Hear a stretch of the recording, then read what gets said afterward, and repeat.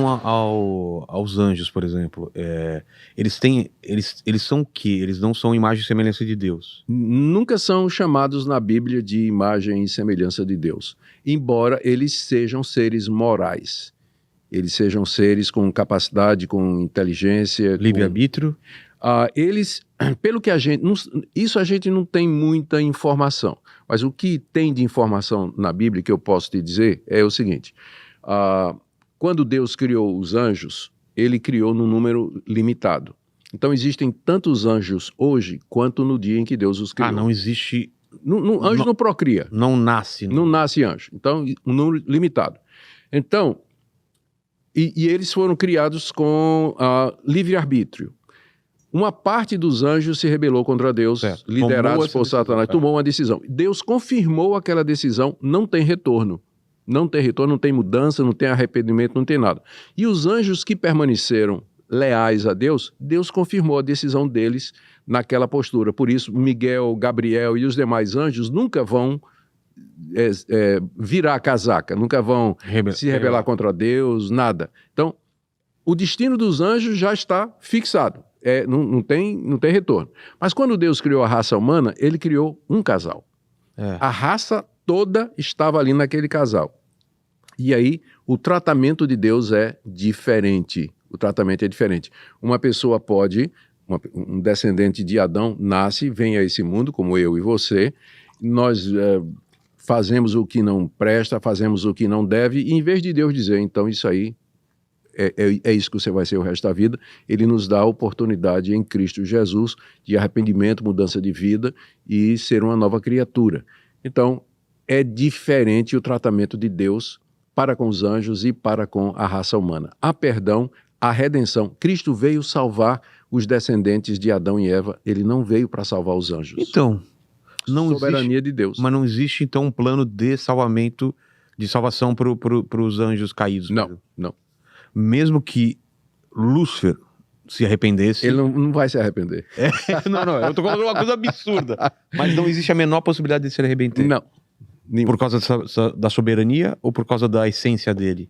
Por causa da decisão de Deus de confirmar a decisão dele. Tipo assim, quando ele tomou a decisão, Deus disse, então, essa sua decisão está selada, é eterna. Não tem retorno, não tem como voltar atrás. O que não aconteceu com Adão, né? Deus, na mesma ocasião em que Adão cometeu aquele pecado, Deus fez uma promessa que viria um filho da mulher, um descendente de Adão e Eva, que haveria de esmagar a cabeça da serpente e livrar do mal. Quando fala que vai ser picado no calcanhar... A morte na cruz. É a morte na cruz. A morte na cruz. Mas vai esmagar no final. A mesma cruz que representa a picada é a mesma cruz que esmaga a cabeça da serpente. Entendi. Mas a queda, ela acontece também por influência do mal. Do mal. Talvez por isso Deus fez esse plano de redenção. Olha, porque Lúcifer tomou uma decisão sem estar influenciado por ninguém. Bruto, exato. Exatamente. Sim, isso aí, obrigado. Isso aí eu poderia ter lembrado também e falado. Você tem toda a razão. Uma das argumentações que se usa, não argumentação, mas uma das razões que se usa para não ter perdão para os anjos, mas para a raça humana, é exatamente que o primeiro casal caiu debaixo da influência de Satanás, não é? O que não tira a culpa dele, claro, né? Mas, num certo sentido, foi uma atenuante daquilo que poderia ter acontecido, não é? Então, é provável, sim. Boa teologia, viu, Rogério? Eu tenho estudado muito esses assuntos. Outra coisa que eu vejo também é muita gente colocando sempre a culpa no diabo e tirando o seu da reta, né? Tem. Não é? A gente vê isso muito em igreja, né? Foi o diabo que me tentou. E aí? Até onde ele influencia e até onde é culpa nossa? Porque senão fica fácil também. Fica fácil. Olha, não sei se você lembra de um grande evangelista americano chamado Jimmy Swaggart. Ele foi muito grande nos 80, por aí, exatamente. Tinha um programa missionário na televisão e tudo, mas ele foi apanhado... Passava aqui também, sim, no Brasil. Passava no Brasil. E ele foi apanhado quebrando o 7º mandamento, né, sobre adultério e também a questão financeira, né, se apoderando... Foi um escândalo enorme lá. Enorme, porque ele era muito conhecido. E eu me lembro do dia em que ele foi à televisão se explicar. E eu nunca esqueci as palavras que ele disse. Eu conhecia em inglês naquela época, tinha acabado de chegar dos Estados Unidos. E ele disse assim: "The devil made me do it." Ah, é? O diabo me fez fazer isso. Ele admitiu que ele tinha feito, mas aí colocou a culpa no diabo. Eu nunca esqueci isso aí. E é protótipo, exemplo do que muita gente faz. Agora, é claro, o diabo sempre tem uma mãozinha, um pezinho, uma influência, alguma coisa naquilo que a gente faz. Mas a responsabilidade final é nossa. O diabo tenta, mas ele não me obriga a pecar. Ele não pega sua mão e não coloca uma arma na tua mão ele não faz e não puxa o gatilho. Não, mas ele coloca a imagem na tua cabeça de você matando o seu inimigo. Não é? Soprar no ouvido. Sentimentos fortes é o que a gente chama de opressão. Ele pode oprimir uma pessoa. Sim. Isso acontece. Acontece. Ele pode Eu já senti muito isso. Muita força. Pensamento, você fala, cara, por que eu tô pensando isso? De onde veio esse pensamento? E que não vai embora, né? Fica constante. Isso é obra satânica. Ele faz. Muito ruim isso, né? E em alguns casos pode haver casos de possessão mesmo, que ele se apodera da pessoa. Como foi o caso de Judas, né? Voltando a Judas, está escrito lá no Evangelho que Satanás entrou em Judas. E Judas então se levantou e saiu para entregar Jesus. Interessante isso. Né? Isso acontece por quê? Quando acontece isso? São brechas? Você tem que ter um pecado grande para isso acontecer? Não existe? Não. Você está fazendo uma pergunta difícil de responder, pelo fato de que a Bíblia não dá uma resposta. O que a Bíblia faz...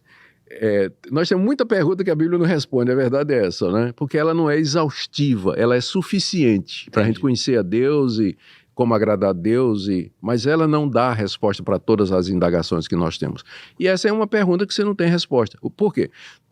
Todos os relatos de possessão demoníaca que você encontra na Bíblia, eles são apenas descritivos. Jesus está caminhando, de repente trazem um homem possuído por um espírito maligno. Jesus expulsa. Não é dito porque que o espírito mal entrou naquele homem, naquela criança, porque às vezes até crianças eram assim. Mas por que entrou nessa criança? A Bíblia não fala. Quando o apóstolo Paulo e os demais escritores do Novo Testamento escrevem a respeito da nossa resistência a Satanás, como a gente deve resistir às tentações e aos ataques do diabo, sempre a estratégia é você dizer não e se revestir de Cristo, mas nunca uma explicação do porquê aquela pessoa está possuída de um espírito imundo. Exemplo mais claro, lá no livro de Atos 16, Paulo e Silas estão na cidade de Filipos para pregar o evangelho, eles são acompanhados de uma moça, diz lá o texto, possuída de Python no grego, que era o nome da divindade responsável por interpretar os oráculos dos deuses. Nossa. Então é espírito de pitonisa, de adivinhação. Era um espírito mau especializado em adivinhar. Tinha possuído aquela moça e ninguém sabe como, porque a Bíblia não diz, mas ela era possuída por aquilo ali. E ela ficou acompanhando Paulo e Silas e dizendo, esses homens são servos do Deus Altíssimo, estão anunciando o caminho de salvação, até que Paulo não aguentou mais aquilo, virou e disse, sai em nome de Jesus. E a mulher ficou livre daquele espírito. Mas não é dito, esse é o problema, em momento nenhum, por que aquela moça, que inclusive era escrava, tinha um dono ela, né? Por que é que aquela moça foi possuída daquele espírito? E eu tenho uma regra, onde a Bíblia cala, eu calo. Se eu for tentar falar onde a Bíblia fala, eu posso acabar dizendo alguma coisa que não tem fundamento. Eu posso dar o que os americanos chamam de um educated guess. Quer dizer, uma adivinhação educada, né? Ou bem informada, né? Posso tentar fazer isso, mas sempre reconhecendo que eu não tenho fundamento bíblico para dizer o que eu estou dizendo. E fala na Bíblia também que se voltar a pecar, voltam com mais 7 os demônios. Jesus disse exatamente isso aí, né? Que se alguém está possuído por um espírito maligno, é liberto, o espírito sai, mas no lugar você não põe o que evitaria o Espírito voltar, que é o Evangelho de Cristo, a pessoa de Cristo, a pessoa do Espírito Santo, ele volta com 7 espíritos piores. E o estado desse homem final é pior do que o primeiro, palavras de Jesus. Exato. No caso de Jó, que também a gente pode discutir essa questão da soberania versus a liberdade, né, do humano, o que a gente tira daquela... Porque dá a impressão que Deus permitiu que o demônio viesse e falasse, se você faz isso, porque ficou fazendo tipo de uma aposta com Deus. O que aquilo o que dá para aprender com isso? Primeiro já que Jó era correto, né? Era uma pessoa de Deus. Bom, o que a gente pode aprender é que a Bíblia nos dá, às vezes, uma janela no mundo espiritual, mas ela descreve os acontecimentos através dessa janela numa linguagem muito humana. Como eu te disse, a gente está lidando com realidades que a gente não compreende plenamente. Então a gente chama isso de linguagem antropomórfica, que significa a semelhança do homem, ou antropopática, a semelhança dos sentimentos humanos. Tá. Então a Bíblia usa muito esse tipo de linguagem para se referir a Deus, para que a gente possa ter uma ideia. Não é exatamente, mas é o mais próximo que a gente consegue... a gente poderia compreender. Então a descrição de Deus sentado no céu, no trono, os anjos servindo... E entre os anjos chega Satanás para fazer aquela proposta indecente com relação a Jó, a gente não sabe realmente o que é que aconteceu. Mas esse quadro ensina para nós algumas coisas. Deus é soberano sobre todas as coisas. Nada acontece no mundo sem a permissão dele. O diabo sabia disso.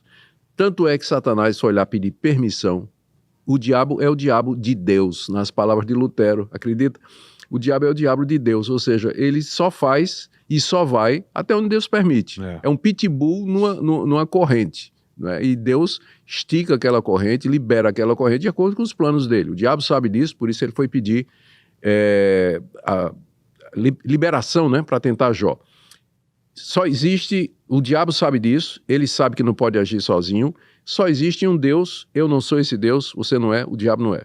Então, ele reina soberano sobre tudo. E Deus, às vezes, permite que os seus servos mais fiéis passem por sofrimentos, angústias, exatamente para testar, purificar a nossa fé e a nossa confiança em Deus. Isso aí é ensino geral da Bíblia. Quem diz que o cristianismo bíblico promete prosperidade, saúde, felicidade para quem crer em Jesus e for devoto, isso é fake news. Isso aí é um evangelho falso. Jesus disse que a porta era estreita. E sempre foi. E a gente sempre está sujeito a esse tipo de coisas. Por isso que a gente não pode... Voltando agora ao tema do Rio Grande do Sul. Muitos cristãos fiéis lá do Rio Grande do Sul, eu conheço igrejas lá, conheço pastores, gente crente fiel lá, perdeu tudo. Não é? Então, estava no meio, juntamente com os outros, mas era servo de Deus, como Jó, permitiu a provação, a perda de todos os bens, e eles vão sair firmes, vão sair fortes dessa provação.